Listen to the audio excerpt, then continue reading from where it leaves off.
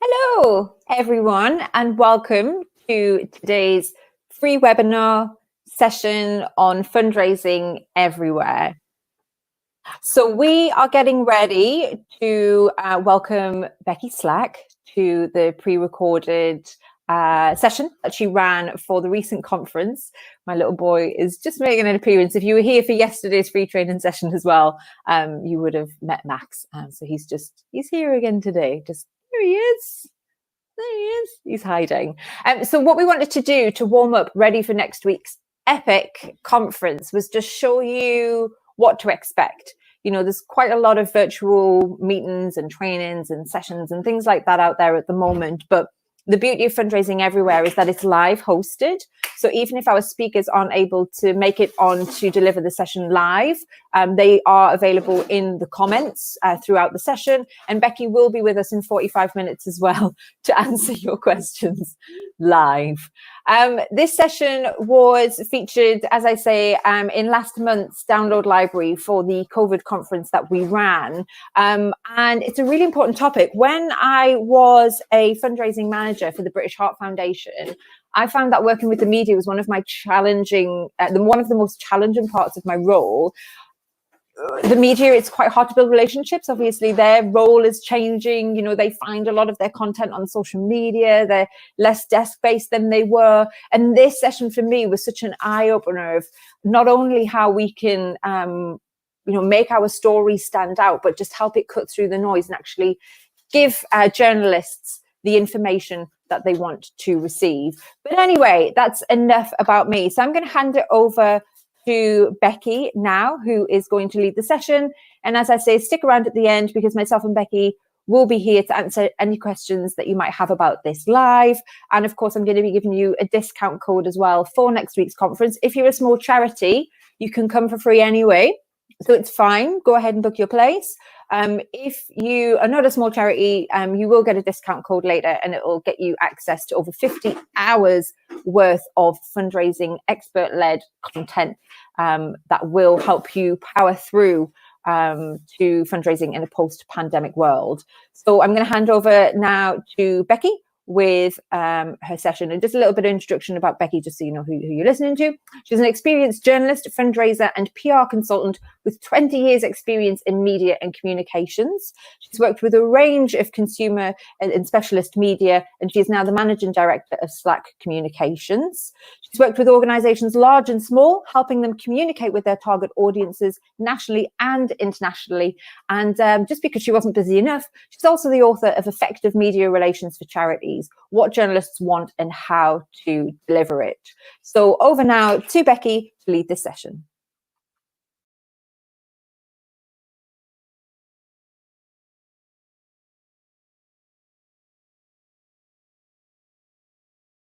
Hi everybody, my name is Becky Slack and I join you from a somewhat grey and dreary Dordogne in southwest France, where we've been on lockdown for over 2 weeks now.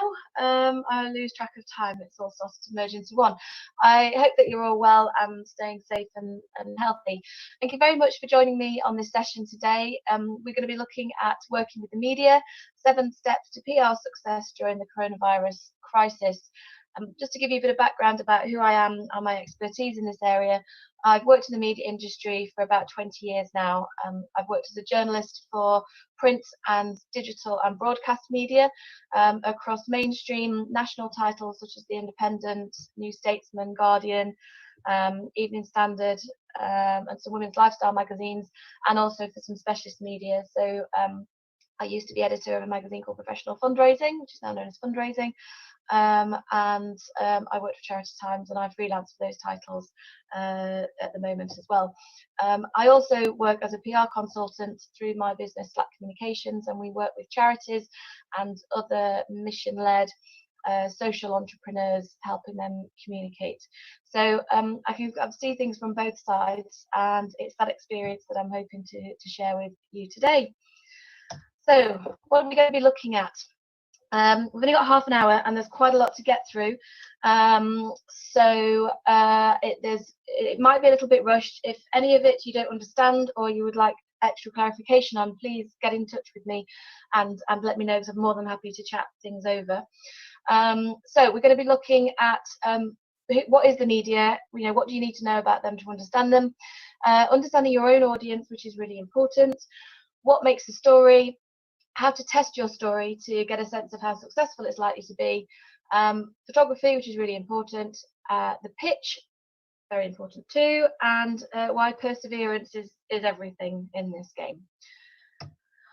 So first issue, step one, if you're going to run a successful PR campaign, you really need to understand the media and the journalists that you're working with. And with my journalist hat on, and feel free to disagree with my interpretation of what our job is as a journalist, but my belief is that there's millions of pieces of information out there. There's so much content, we're being bombarded with information and data, and the role of a journalist is to sort of filter through all of that and to investigate the finer detail that might be hiding away in the corner somewhere, and then come back and present that information to you, the reader, the viewer, the listener, so you can make sense of the world. Our job is to sort of filter out the unnecessary stuff and give you what you need to know, and also try and find out where people are perhaps not telling the truth. Although in this world of fake news and bias, that perhaps doesn't happen as often as it should do these days. Although I think actually with coronavirus, that is actually changing. Also, there's a somewhat sort of commercial element to what we do as well, is that we need to keep our editors happy, and editors need to keep their publishers happy, and publishers need to keep their shareholders and owners happy. So there is an element of journalists want to be editorial independent, and they want to be providing really great stories that provide the public with information that they absolutely need to know. But at the same time, we do have to sell newspapers, and we do have to contribute towards generating ad revenue. So that's just something that you just need to keep in the back of your mind. So what is it that journalists want? Well, journalists want good ideas and useful, reliable information that will enable them to create stories. And it needs to be new and interesting. And, if this is anything, take one point away from this session, it's that the stories that you pitch need to be new and interesting to the readers of the publications and media outlets that you are pitching to. If it's not new and it's not interesting, then you're going to fail. Also, journalists want this information to be delivered in the format that they need it and the time and date that they need it. So by this, I mean, if you have been successful enough to secure a story, and a journalist is asking you for additional information and they give you a deadline, that is the deadline that you need to meet. If you've been lucky enough to secure a blog or an opinion piece and the journalist has asked for it to cover a particular angle, or focus and a particular length, that is what they need, and that is what you need to provide. There's occasionally room for amendment in there, but you need to talk that through with them. And if you're not going to meet the brief in whatever way, then you need to let them know as soon as possible, because there's nothing worse than an hour or two before a deadline and you've not got the content that you need because the person that promised it to you hasn't delivered it. Make friends with journalists, give them what they need when they want it. What are the key characteristics of journalists? Well, most journalists will have a patch that they cover. So for me, I do a lot on social affairs and the charity sector, and also sort of business management, business leadership, that type of area. I don't do so much on kind of popular culture. Other journalists, you've got sports journalists, you've got your science journalists. So they'll cover a particular patch. They might be regional journalists, and they cover Yorkshire or Derbyshire or a particular town. Because they spend so much time in that field, in that industry, in that area, they know a lot about it. So they are quite experts in their fields. This means that they know a lot, and it's difficult to pull the wool over their eyes. So as a result of this, they're quite demanding. We're impatient because we've got a million things to be doing, and we're quite cynical. So we like to ask questions about why something is the way that it is. Journalists are always really, really busy.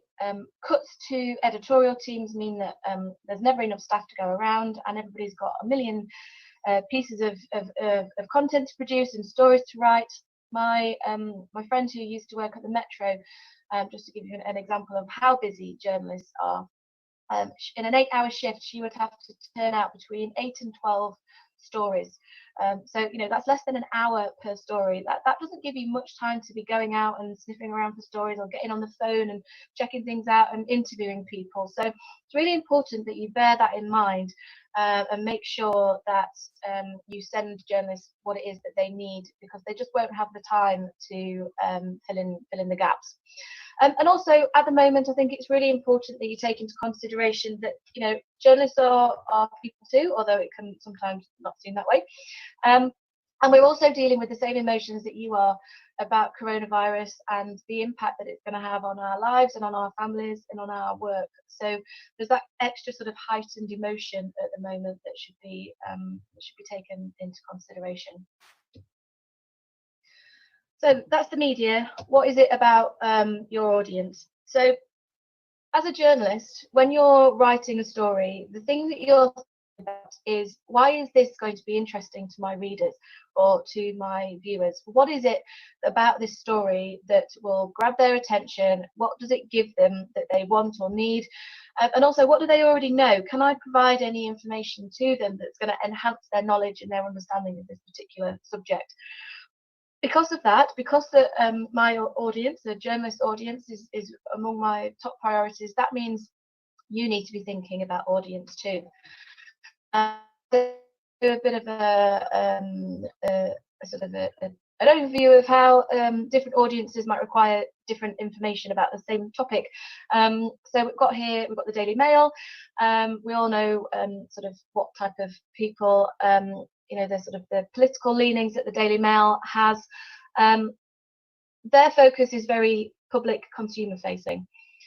Conversely, the Financial Times, which is a business and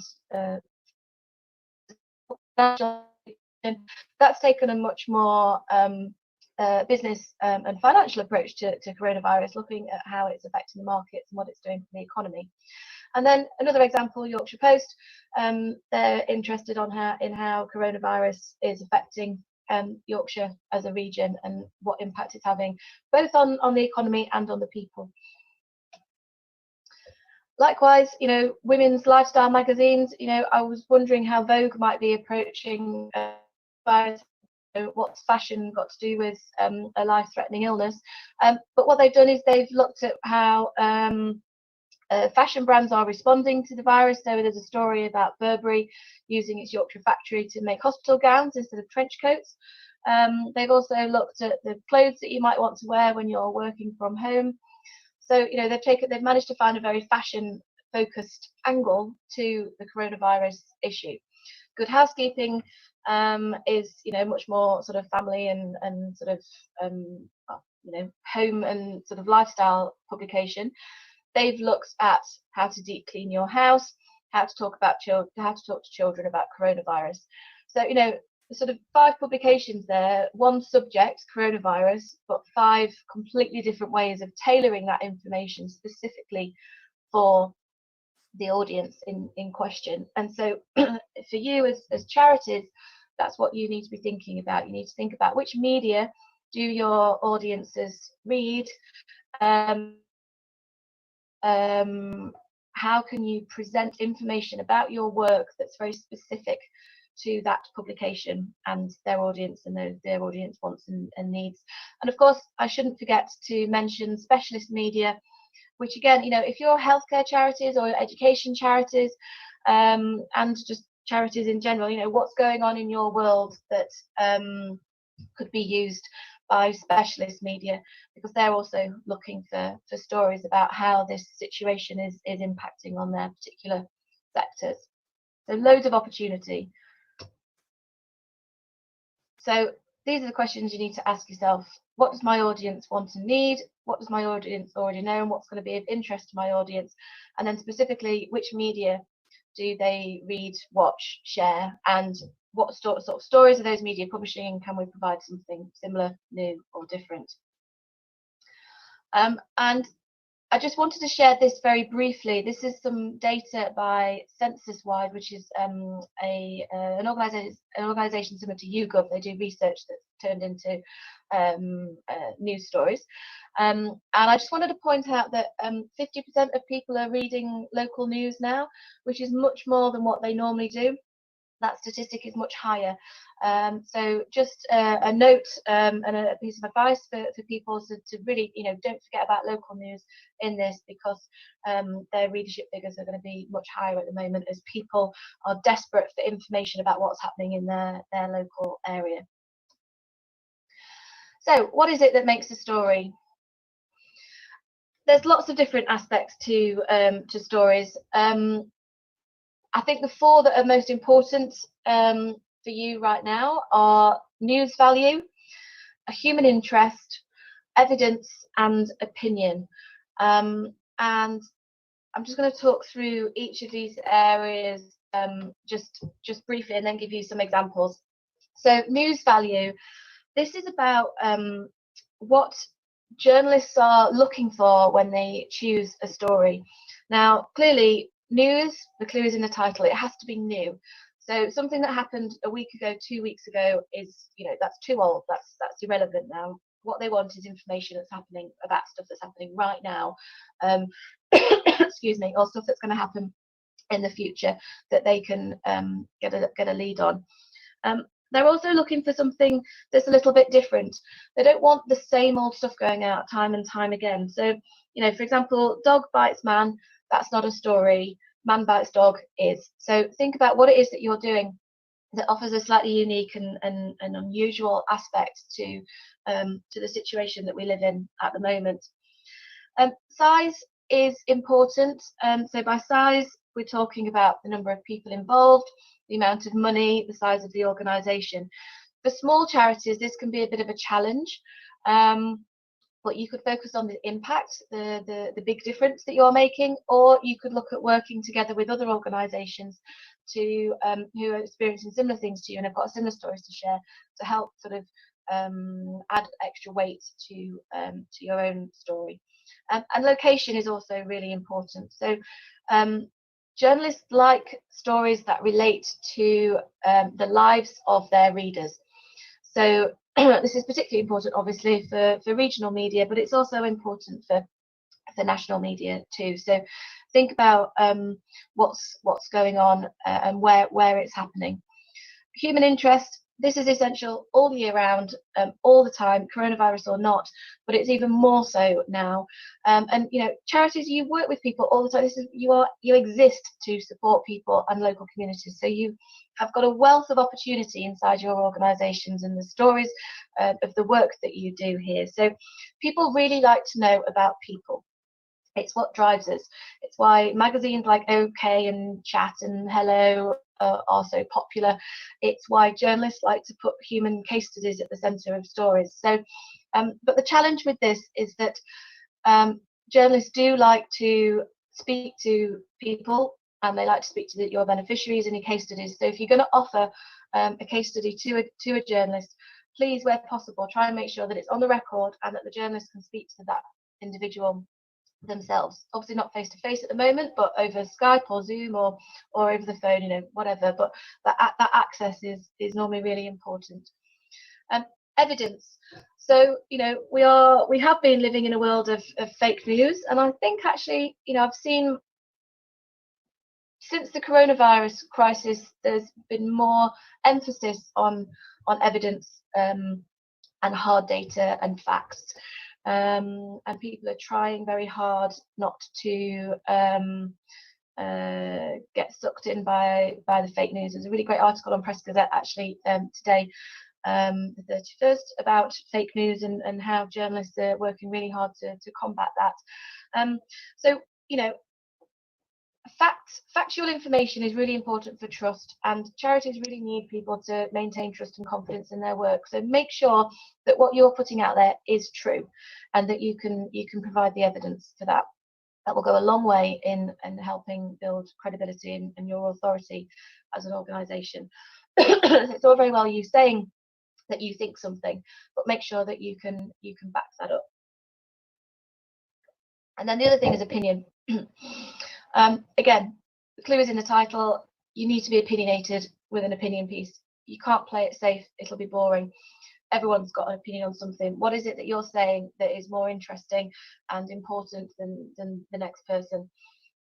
If you're going to pitch opinion pieces to the media, make sure that you are willing to stick your head above the parapet and say something that's going to cause, that's going to generate some sort of debate and discussion, if you want it to be a successful pitch.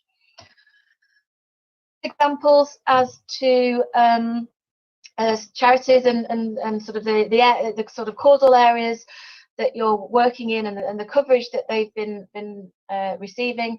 So here's a really great example of some human interest stories. BBC Breakfast has been doing quite a lot of these.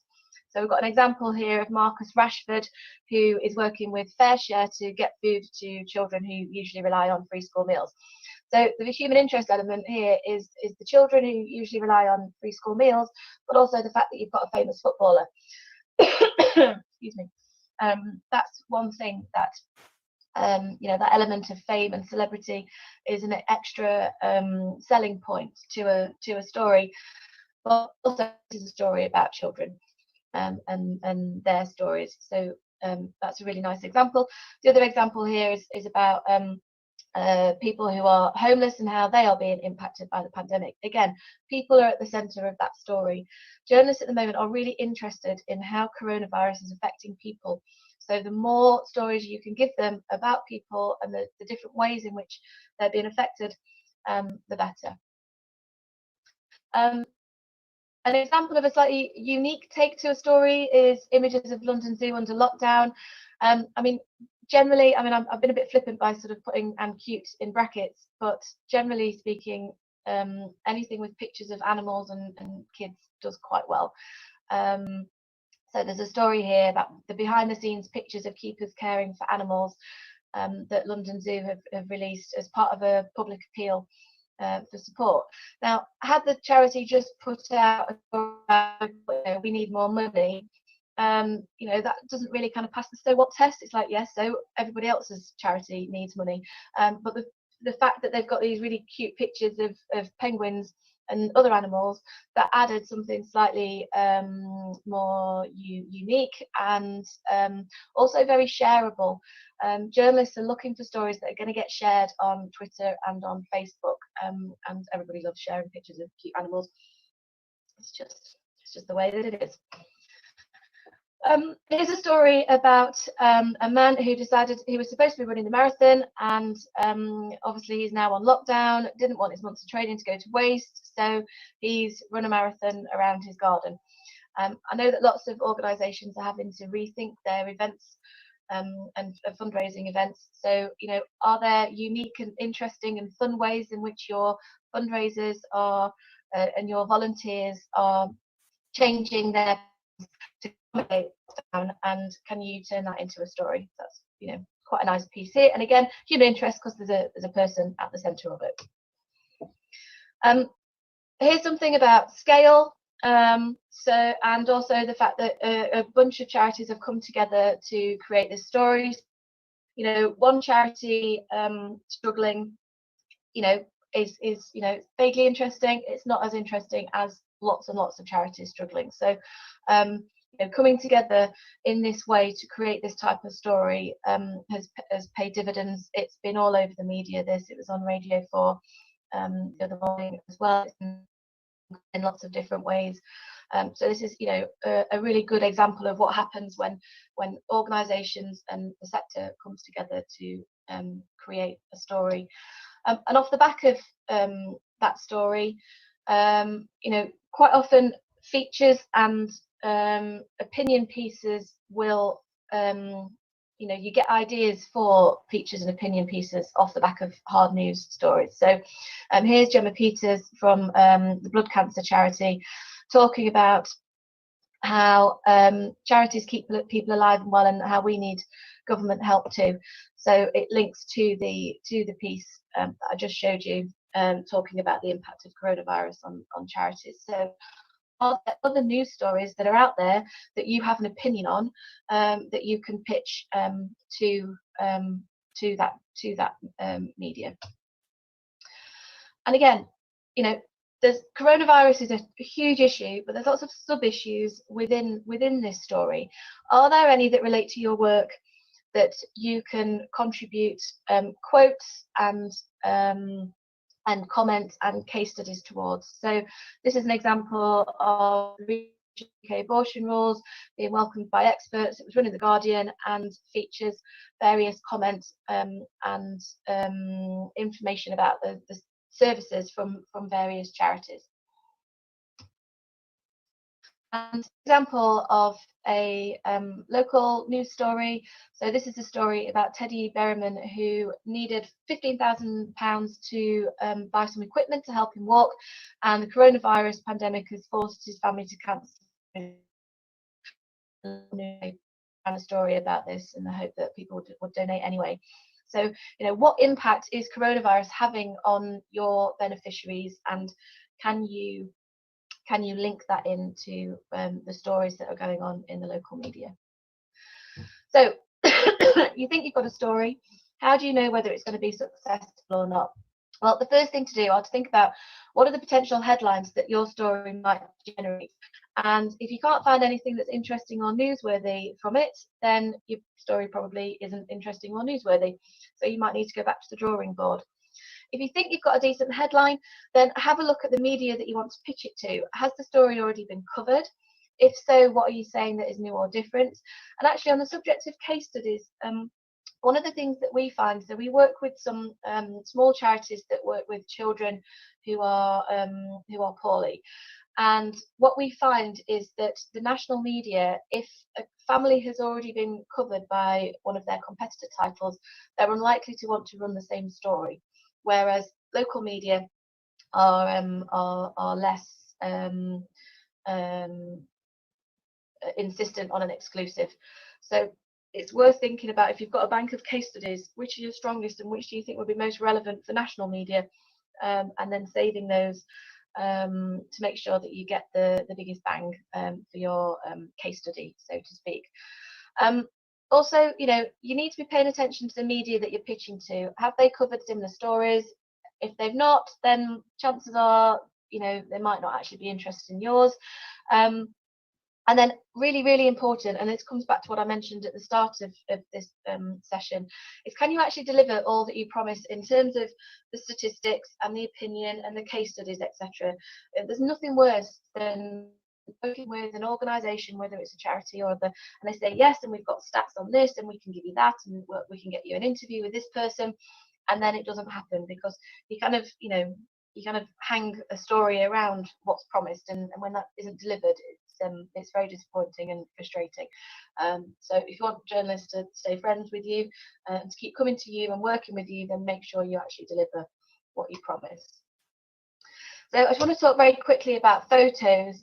As we all know, a picture tells 1,000 words, or maybe it doesn't. I can't tell you how many photos I've received like this one. They are really dull and boring, and please just don't send them. So I work with one of my associates. She's a art director and picture editor, and she's worked for BBC, Channel 4, and a number of newspapers and magazines. And so I asked her for some thoughts on what she looks for when she's selecting photos to use against news stories and in media campaigns. And this is some of the stuff that she said. So in summary, what you're looking for are dynamic, strong photos with real people in real situations that convey the work that you're doing. Try and avoid stock images if you can, because they feel really fake, because they are. And they need to be clear and in focus, and make sure they are high resolution. The number of times I've had to drop stories because I've not been provided with any photo, or with a photo that's high enough resolution. When you're printing something, it's got to be high res, otherwise it just comes out blurred and looks rubbish.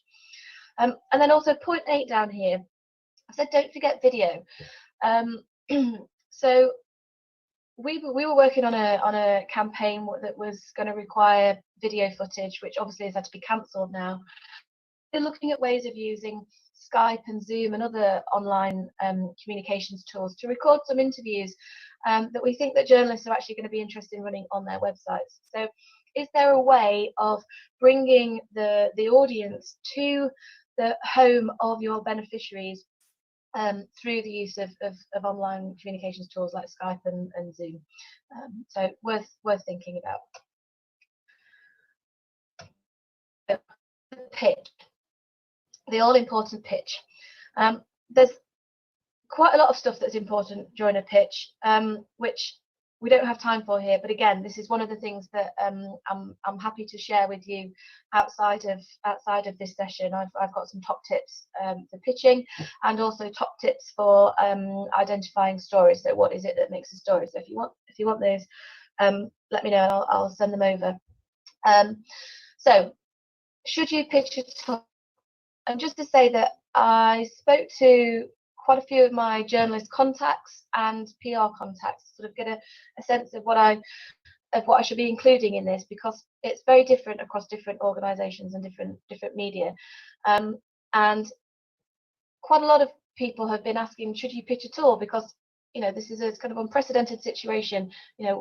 What is it that journalists are looking for, and is it really appropriate to pitch? And the answer is yes, it is appropriate to pitch. Most media, although coronavirus is absolutely dominating coverage at the moment, there's variations in the type of coronavirus stories that journalists are looking for, and they're really keen to give a balance of the kind of the reality of the dangers associated with coronavirus, but also the amazing work that people are doing to protect their fellow humans. So hard tales are needed, as well as the fear and doom-ridden stories. And also, I don't know about you, but I'm trying to avoid overwhelming my brain and my emotions with coronavirus stories. So I'm spending quite a lot of time looking for non-coronavirus related stories and websites and news. So that means that there is an opportunity for stuff that doesn't relate to coronavirus as well. There's some really good Facebook groups out there where journalists get yourself in those, and then also follow the hashtag journo request and also hashtag PR request on Twitter, because that's a really good place to find journalists looking for stories. But if you are going to pitch, make sure you think before you do so. Make sure that the story is appropriate, relevant, and sensitive, and also be mindful of the fact that people are worried and scared and maybe are ill, which might be affecting mental health and obviously their physical health, and it affects how they judge things. So how will what you're pitching be interpreted by keyboard warriors and by journalists? Will they feel that you're being insensitive and irrelevant, or will they feel that you're being sensitive and appropriate? So just bear that in mind. Also, remember that the world is a very different place right now, and the fact that you had a campaign that was due to launch, or you've got targets to meet, or that you've got particular messages that you want to get out, that's relevant at the moment. This isn't about you, it's about this weird, crazy situation that we're in. And the reason I raised that is because I was chatting to one of my colleagues who's had a client who was flummoxed and couldn't understand why she couldn't place the story that this client wanted them to place, because it had nothing to do with coronavirus, and it was just there's only so much out there. This client was very frustrated that their new product wasn't getting any coverage, but it just wasn't important in the grand scheme of things. So how to pitch? Usually we would suggest that you email first and then follow up with a call, or maybe even a WhatsApp. But I would suggest I would just avoid phoning journalists at the moment. And I don't know about you, but I'm suddenly in about 50 million WhatsApp groups. And lots of the journalists that I've spoken to are the same, and they can't keep on top of all the calls and messages coming through from their schools and their friends and their families, etc. So just bear that in mind. Also, most, if not all, journalists are working remotely, and they all have the same childcare and other challenges that you've got. So they're really, really busy, and they've got editors that more of them, so they're under loads and loads of pressure. You know, the best thing to do is send over the email, follow it up with another email, because it's likely that they might miss it first time around.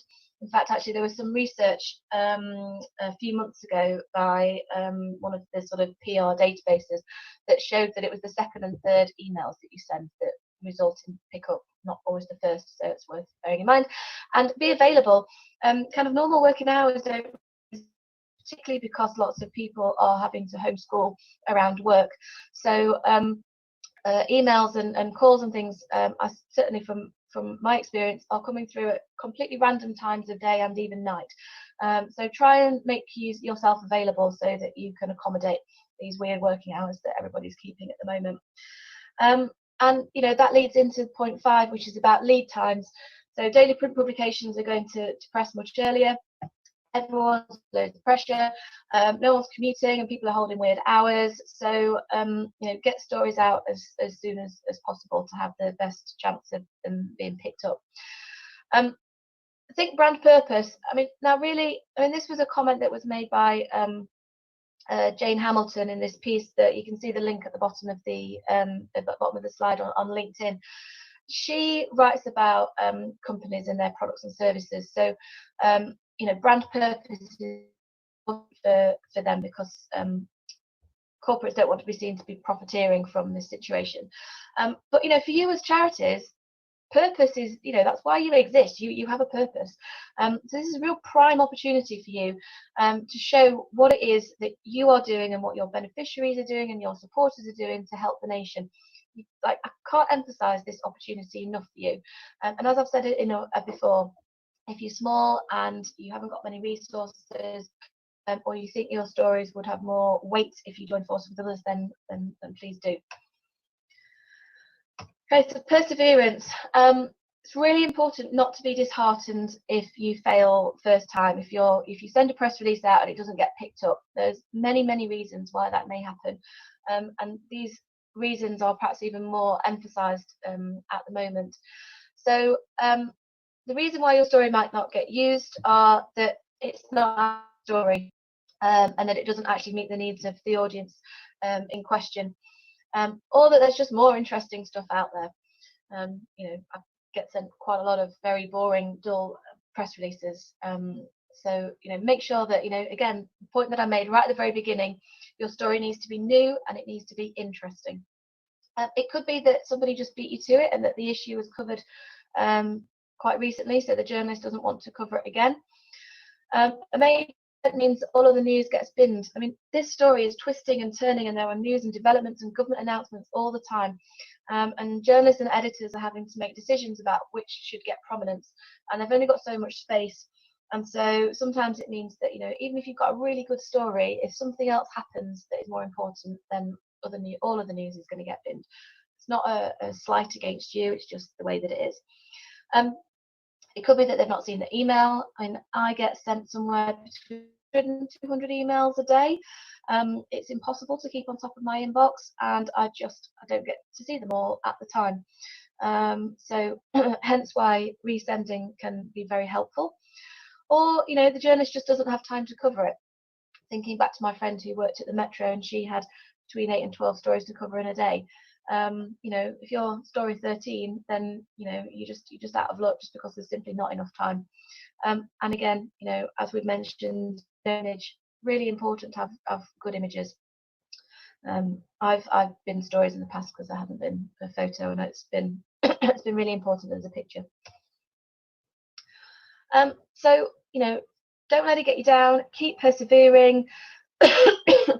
While your story wasn't right for that particular moment in time, that might not be the case in the future. Also, you know, journalists do pay attention to the brands and the brand names and the stories that do come through, the press releases that they read, even if they don't necessarily use them, and it can help enhance their understanding of you and your organisation to keep sending those stories out, even if they don't use them. Press releases are also really handy for keeping key contacts, and also press releases, if they're not necessarily used, or your pitch isn't necessarily used for a news story, it could provide inspiration for a feature or an opinion piece. So, just keep sending them out, keep sending those pictures out. And again, something could happen that could bring the issue to the fore again. And make sure that, make your organisation and the work that you do absolutely of the moment. So, don't give up is the answer. So just to close, just to reiterate, how do you ensure PR success? You need to understand your media and know what it is that is driving them and motivating them and what their needs and wants are.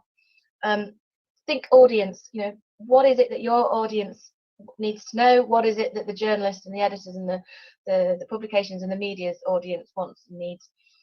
Understand what makes a story. Test your story against, potential headlines and other stories that particular publication or media outlet has run. Don't forget about visual tools, which is your photos and video, and then pitch, and pitch again, and just keep going, and don't give up hope. I'm very happy to answer questions either as part of the web discussion or offline afterwards. I'm more than happy to help people out with any of their queries, anything you didn't understand, or if you just wanted to chat, frankly. And a cup of tea over Skype, that would be lovely. So let me know, and I wish you all stay safe and stay happy. Thank you.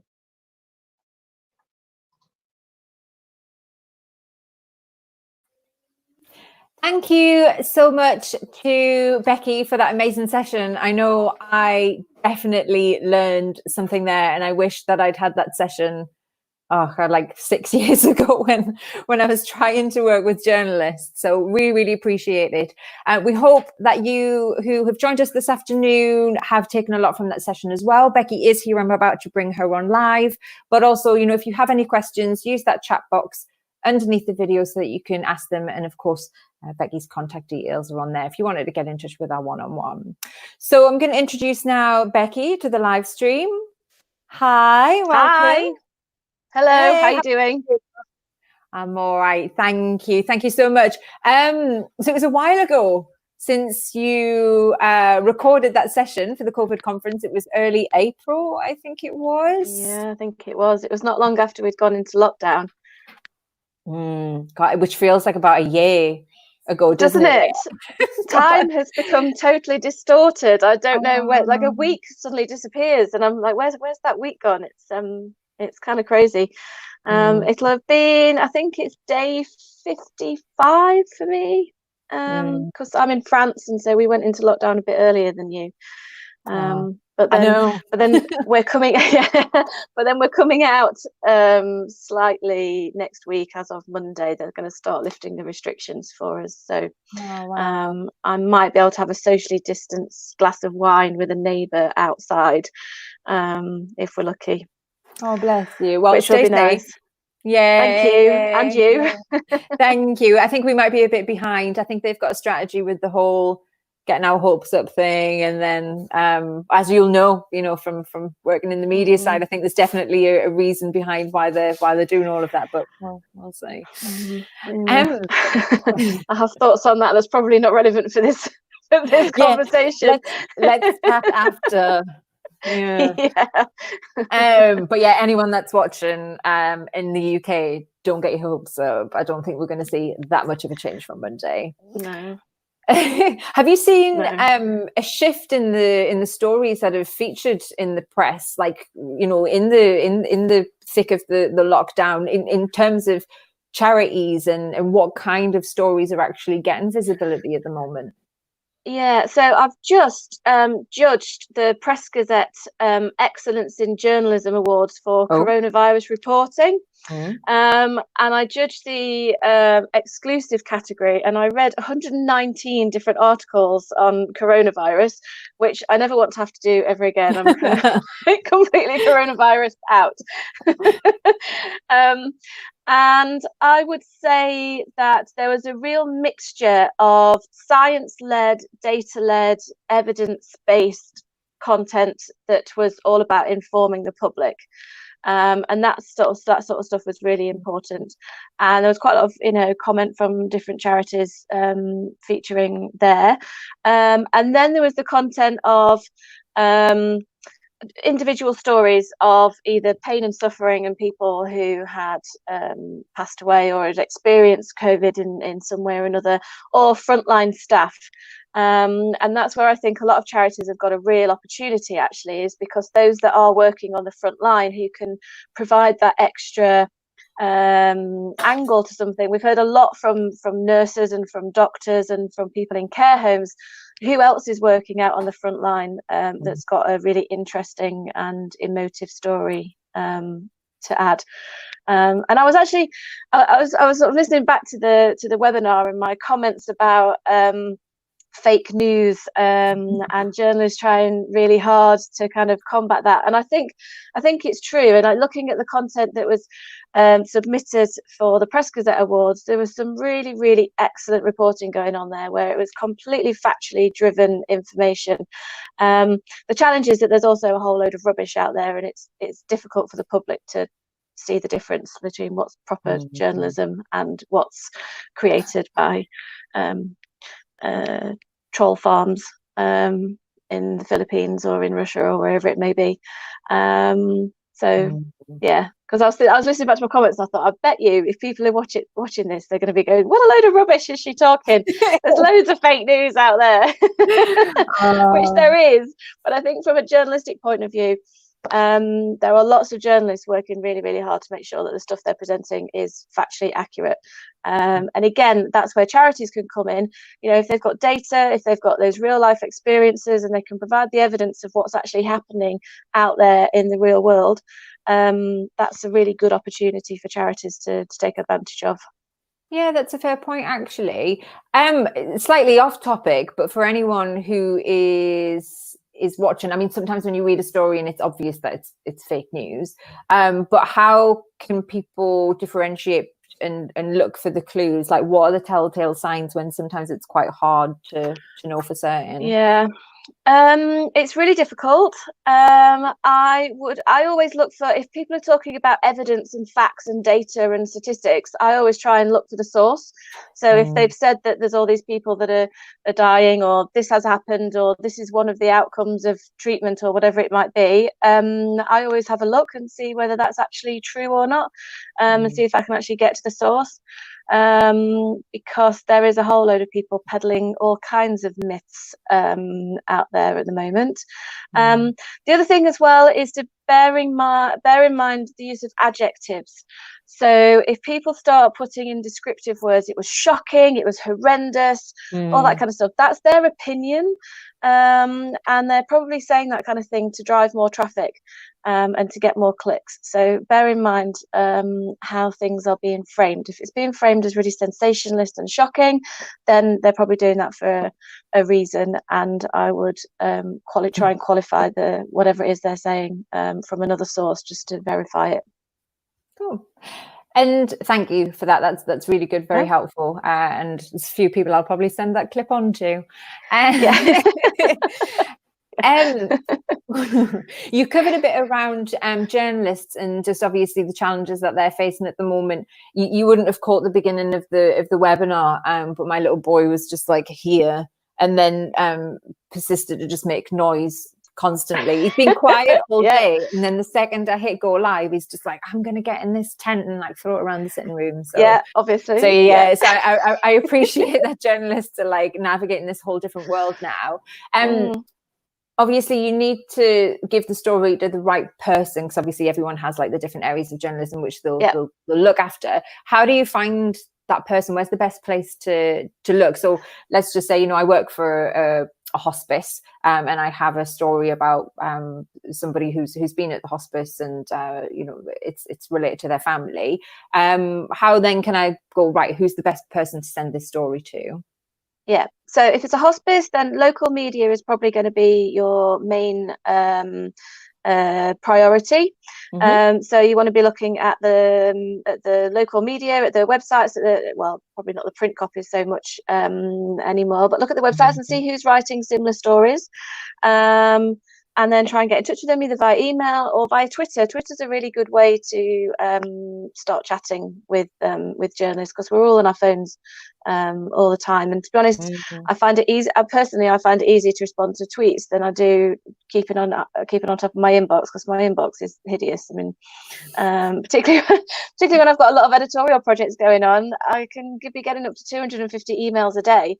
And if one of those is just somebody going, "Oh, hi, I'd really like to meet you," then that's kind of like, I'm sorry, I'm too busy for that. The other thing is that there's various databases out there. There's Gorkana, Agility PR, Newswire, which are databases that are, hundreds of thousands of contacts for journalists, and you can filter by region, by the topic, by the area of the country that they're writing about, all that type of thing. They cost money. But I don't know if organisations work with PR agencies or have contacts that might have access to one of those databases, that can be helpful. But really, you want to be looking for who is writing the stories that you wish you had placed, that you wish you were appearing in, and find a way to contact them and make friends with them. Nice. Love that. And I love your tip about Twitter as well. I tell people all the time, like, it's such a great tool for extending your networks and just finding those people that, can be often difficult. It is. And also journalists like their stories being shared. They like their stories being commented on. So, sort of, if you want to start building a relationship with a particular journalist, I would suggest liking their tweets, responding to them, sharing them with some nice favourable comments, maybe saying, "Oh, I saw you wrote a story about this. Did you know this?" And sharing a little bit of extra information so you enhance their knowledge of a particular theme. And then when the time comes, they know who you are. And they are potentially more favourable towards you because you've been helping them out. And chances are they might then open that email, whereas they might not have done before. Building relationships, who knew? I know, exactly. Who knew?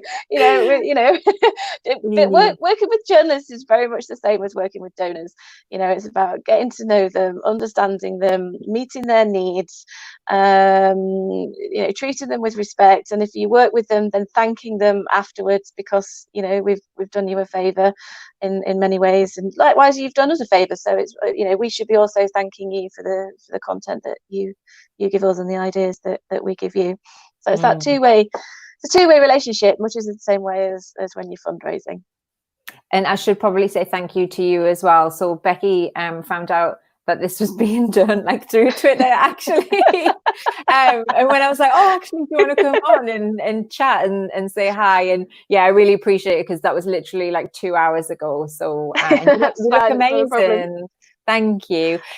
Final question before I let you go, because I know you have someone come in. Was it a gardener? Some gardener? Yes. Yeah. Okay. I'll let you crack on and do that. Socially distanced gardening, obviously. Yeah. Just shouted him from out the window, you've mentioned it. Everyone will have seen the Captain Tom story, which the media played a huge part in getting that £1,000 fundraiser past the 30 million mark. Without the media, that wouldn't have happened. What do you think the components were of that story that just really captured their attention, and then obviously snowballed from there? What key things helped? His age. It was really unique. The fact that he was that old, and still so independent and funny and charming. The fact that he was a captain, and so he'd served his country, and here he was serving his country again. And at the time, it was a really nice, good news, feel-good piece of a feel-good story that kind of gave you something positive and hopeful to hook onto. I love that story, but I keep seeing other people trying to replicate it. And it's like, "Oh, look at my granddad and his, or my grandma, and she's trying to do this thing, and she's going to do 100 rows on a rowing machine or whatever." And I kind of think that moment's kind of past now, and trying to replicate it with another older person doing some sort of form of exercise probably isn't going to work. And what you need to do is try and find another story, another individual or group of people that were doing something really special, who've got something really unique to offer, like their age and the fact that you know, Captain Tom had served his country, and try and come up with something slightly different, because we've been there, done it, got the t-shirt kind of thing now with that story. I might be proved wrong. I would happily be proved wrong, particularly if they're going to raise that fabulous amount of money again. But if it was me, I'd be looking for something a bit different. Great. That's fantastic. Thank you, Becky. It's a pleasure. Where can people contact you if they have any other questions? Well, where's the place? Twitter. Wow. Twitter, or email me, although I don't expect an immediate response if you email me, because I really hate email. So Twitter probably is the best place, or I'm on Instagram quite a lot as well these days too. So my Twitter handle is Becky_Slack, SLACK, and my Instagram is the Beck, BECK of Beyond, so the Beck of Beyond. Nice. Yeah, and you get to look at pictures of France if you come onto Instagram. Yeah, I'm not going to get there anytime soon, so yeah, I'll just come and live through your Twitter, through your Instagram. But yeah, I hope all goes well there, and that you are all okay, and you know, the ease of restrictions and everything. Thank you. You know, goes Thank well. you. Same with you, and stay safe. And you know, if at any point any of the people who've been watching this have got any questions, or they want to pick my brains, or they want to go, oh, we've got this idea, what do you think? Then, you know, just get in touch. I'm more than happy to help out. She really is. Really, you really are today for me. So no, I really appreciate that. Thank you so much, Becky. Thank you. I'll see you soon. Take care, everybody. Bye-bye. Bye. Thank you again to Becky for joining us for today's webinar. So today was the final free warm-up before next week's epic fundraising conference. So we start at 3 p.m. UK time on Monday, and 3 p.m. you know, every afternoon that week. And we are tackling the conversations that continue to shape our sector. So obviously we'll be looking at topics that touch on COVID-19, but what we're really focusing on is fundraising in a post-pandemic world. So we have people discussing ethics, and we have the CEO of Giving Tuesday coming on to talk about that campaign. Just Giving and London Marathon are going to be live and online to answer your questions about the 2.6 challenge. We have Just Giving Online actually on Monday kicking off the conference to talk about that Captain Tom fundraiser. So they're going to be speaking about what happened behind the scenes to take it from £1,000 to over £30 million, which I'm sure we're all wondering how on earth they did that. So it's all about a community. Everything will be live hosted. The speakers will be in the chat box, as Becky was today, and of course with us following the sessions as well to answer your question. So please do join us. There is a 10% off discount code along the bottom of the screen here, so FETV, so do use that. Even if you're busy next week, register anyway, because all of the sessions will be available online to watch in your own time for a few months afterwards as well, because obviously we understand there's just so much stuff right now. We want to make it as accessible and easy for you to be involved as possible. So thank you so much to those of you who joined us today. I totally forgot it was a bank holiday when I booked this in, but we appreciate you being here. And this session will also feature in the download library as well, as part of next week's conference. Small charities go free if you missed that at the beginning. And yeah, come and join us, because we want to connect with you. We want to help you. And yeah, we want to support your fundraising through and beyond COVID-19. So thank you very much. If you missed it at the beginning, my name is Nikki Bell. I'm the co-founder and director at Fundraising Everywhere, and we hope to see you again soon. It's a great service, and the people that support it are absolutely amazing. But the top of my list will always be Liam, and it will always be sharing Liam, and it will always be creating memories with Liam. And that's one thing that my community fundraiser never forgot. She always understood that there was that extra emotional impact because of what I was fundraising for and because of who I was. But she always understood my why. She always understood why I was doing something.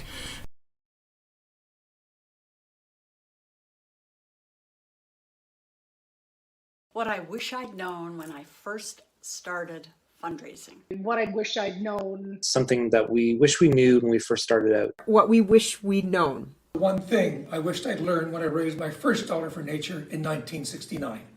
Something I wish I had discovered much earlier in my career. I wish that I'd known when I first started my fundraising career. And I'm going to bend the rules a little bit around that. And mine's this: